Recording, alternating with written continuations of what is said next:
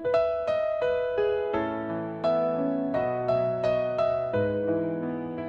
right, welcome everyone. Ready for another deep dive? Definitely. Okay. Always up for exploring the latest in AI. Well, this one is juicy, I'll tell you. 2024 has been absolutely nuts for AI, right? No kidding. It feels like every week brings some crazy new breakthrough, keeps us on our toes. And you, our amazing listeners, you've been keeping UP.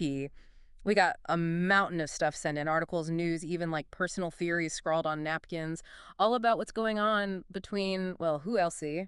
OpenAI and Google. The titans of the AI world going head-to-head.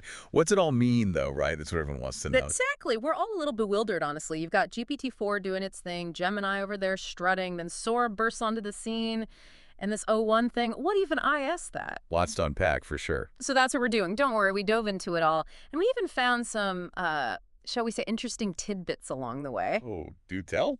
AI singing karaoke, anyone. Wait till you hear this. But seriously, the big question lurking behind all of this is, who's going to win this AI arms race? It seems like that's what's really captured everyone's attention, this battle for AI supremacy.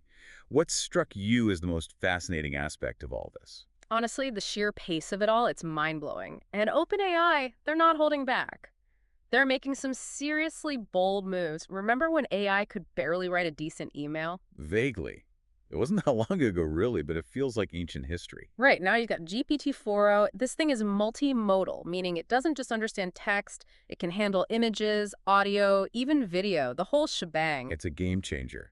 AI that can interact with the world in such a rich way, it opens up all sorts of possibilities. One article you sent in talked about how GPT-4o can even generate movie scripts now. I mean, that's both amazing and kind of terrifying at the same time. It certainly blurs the lines between human creativity and artificial intelligence. No kidding. But it's not all perfect, right? I saw a few sources mentioning how GPT-4o still struggles with really complex visuals. Yeah, it's like that uncanny valley effect you get with some deepfakes. It looks almost real, but there's something off, and it's kind of creepy. Makes sense. Replicating the nuances of the real world, especially visually, is still a big hurdle. But then OpenAI goes and drops Sora, this thing that's supposed to generate videos from text prompts. Imagine typing in a cat riding a unicorn on Mars, and it just makes a video of it. Ambitious, to say the least. And while the concept is mind-blowing, the early demos, well, let's just say they've got some work to do. Yeah, especially with things like realistic human movement and facial expressions. Sora's humans move kind of robots. Which they technically are, I suppose. Yeah.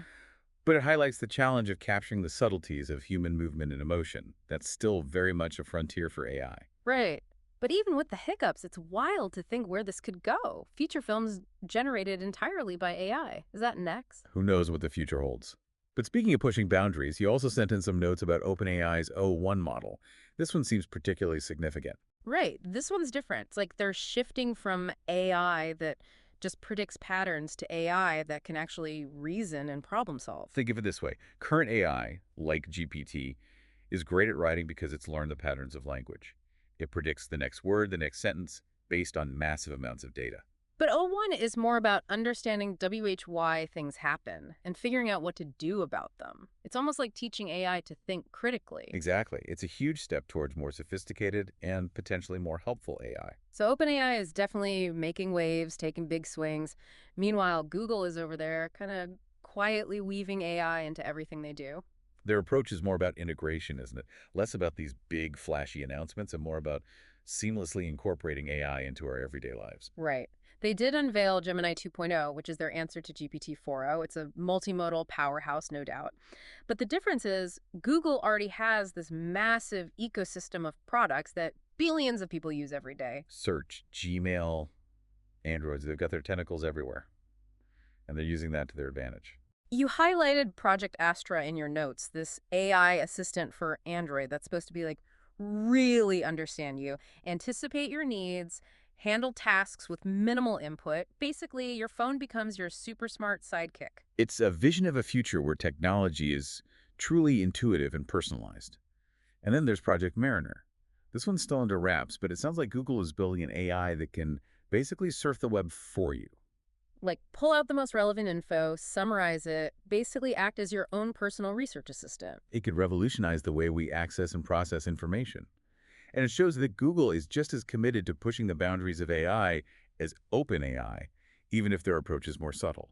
So we've got these two giants, both vying for AI dominance. It's like a chess match, with each side making strategic moves. And one of the key battlegrounds is, of course, search. Remember when we all thought Google search was invincible? Well, OpenAI is coming for them with Search GPT. And it's more than just a search engine.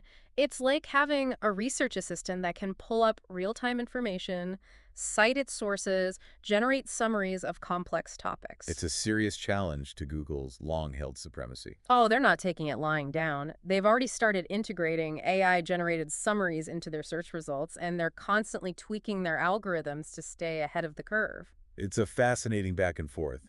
And ultimately, this competition benefits all of us. It drives innovation and pushes both companies to create better, more useful AI tools. Definitely a win for the users. But there's one big question that keeps popping up.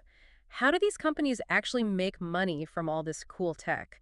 Because let's be real, people expect AI to be free. Right, that's the million-dollar question. And it's one that both companies are grappling with.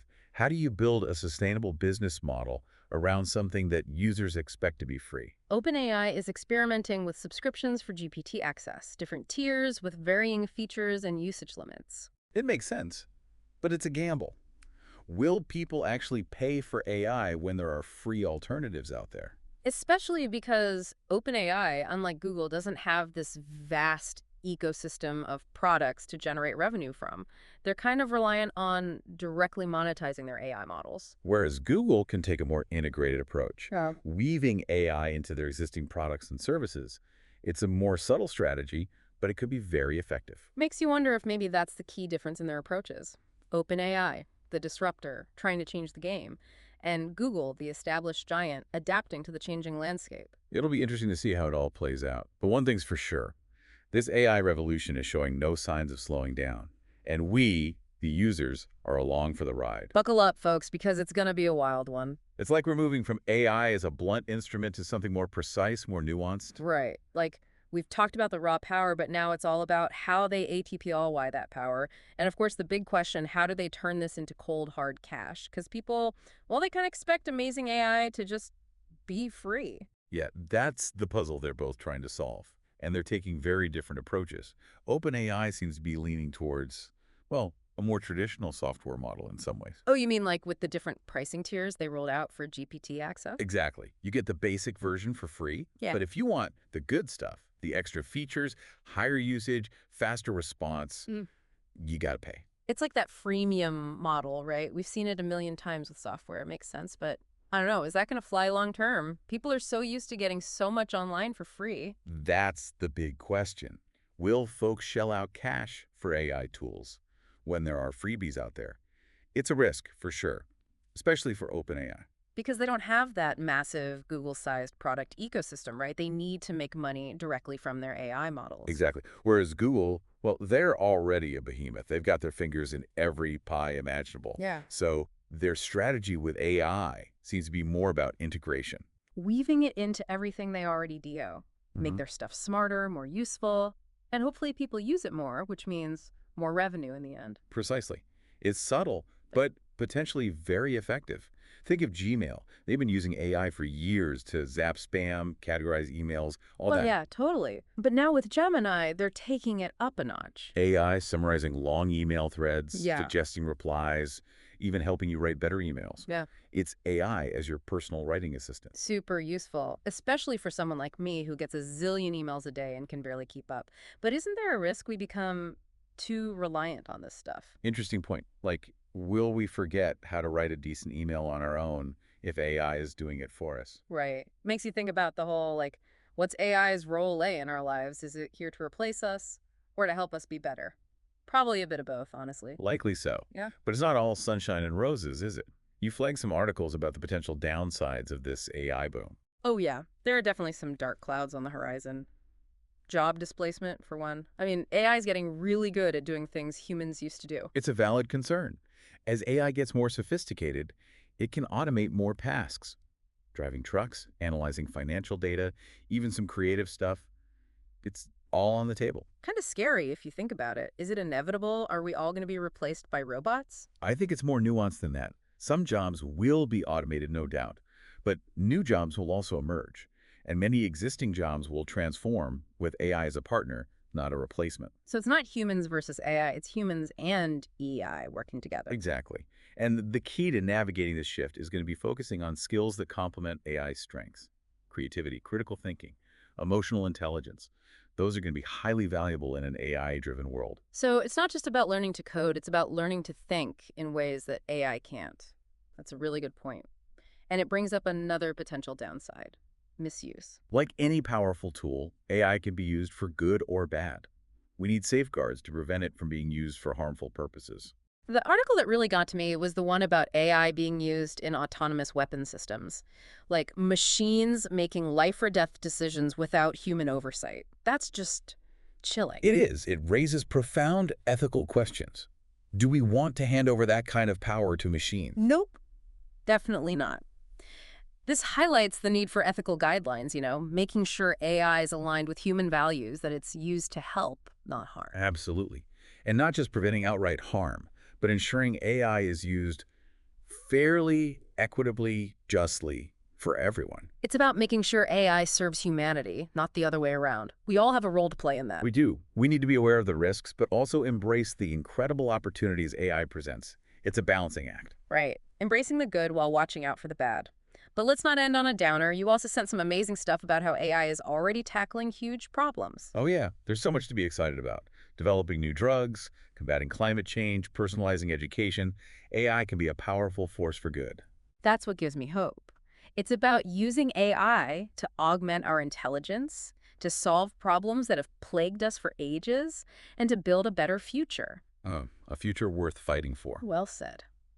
So, where do we go from here? What's next for AI? What should we be excited about? What should we be cautious of? Those are the big questions, and that's what we'll be exploring in the next part of our deep dive. All right, welcome back, everyone. So we've covered a lot of ground, right? The big players, the projects, the business side of things, and how AI is already doing some pretty amazing stuff OUT in the world. It's truly a transformative technology with seemingly limitless potential. But like any powerful tool, there's a flip side. Exactly. We got to talk about the potential downsides, the risks, the things that keep people up at night. And you, our listeners, you sent in some seriously thought-provoking articles about this. It's crucial to acknowledge these concerns. No. We're navigating uncharted territory here, and it's important to be aware of the potential pitfalls. One of the big ones you guys flagged was AI bias. And we've seen examples of this already, right? Facial recognition systems that are less accurate for certain racial groups, hiring algorithms that seem to perpetuate gender bias. It's disturbing to think that AI could actually make inequality worse, not better. Right, like the goal should be to use this tech to make things more fair, not less. So what's going on here? Why is this happening? Well, it comes down to the data. AI systems learn from the data they're fed. Oh. And if that data reflects existing societal biases, well, the AI is going to pick up on those biases. It's like that old saying, garbage in, garbage out. You train an AI on biased data, you get biased results. So how do we fix this? How do we make AI more fair?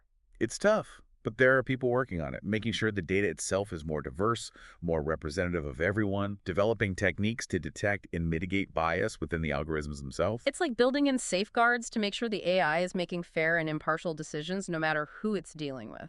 Exactly. It's an ongoing area of research, and it's absolutely crucial if we want AI to be a force for good in the world. Okay, so that's bias. Another big concern, and one we touched on earlier, is job displacement. AI is getting so good at so many things, it's natural to worry about it taking over human jobs. Right. It's a valid concern. As AI becomes more sophisticated, it's capable of automating more and more tasks. Things that used to require human intelligence, human skills. Like driving, analyzing data, even creative work. It's kind of unsettling to think about. Are we all destined to be replaced by robots? I wouldn't say it's that dire. It's more complicated than that. Yes, some jobs will be automated, but new jobs will also emerge, and many existing jobs will transform. It'll be more about AI working with humans, not replacing them entirely. So it's not humans versus AI. It's more like humans and AI as a team. Exactly. And the key is going to be adapting, focusing on developing skills that complement what AI is good at. Creativity, critical thinking, problem solving, emotional intelligence. Those are the things that are going to be really valuable.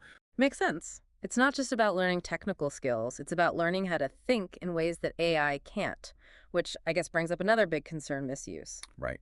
Any powerful tool can be used for good or for evil. We need safeguards to make sure AI is used responsibly, ethically. The one that really got me thinking was that article about AI being used in autonomous weapons systems, machines making life or death decisions.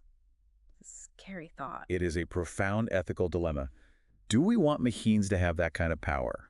Hard no. Definitely not. We need to be very careful here. Develop ethical guidelines, make sure AI is aligned with human values, used to help, not to harm. And not just preventing outright harm, but making sure it's used fairly, equitably. Uh, AI should benefit everyone, not just a select few. It's about making sure AI serves humanity, not the other way around. And that's a responsibility we all share, right? Not just the people building it, but all of us. We all have a role to play in shaping the future of AI. We need to be aware of the risks, absolutely, but also recognize the incredible opportunities. It's about finding that balance. Hmm. Right. Embracing the potential while keeping a close eye on the downsides. But I don't want to end on a downer. You sent in some incredible stories about how AI is already making a positive impact. There's so much good happening. AI is being used to develop new drugs, combat climate change, personalize education, make healthcare more effective. It's truly inspiring. And that's what gives me hope.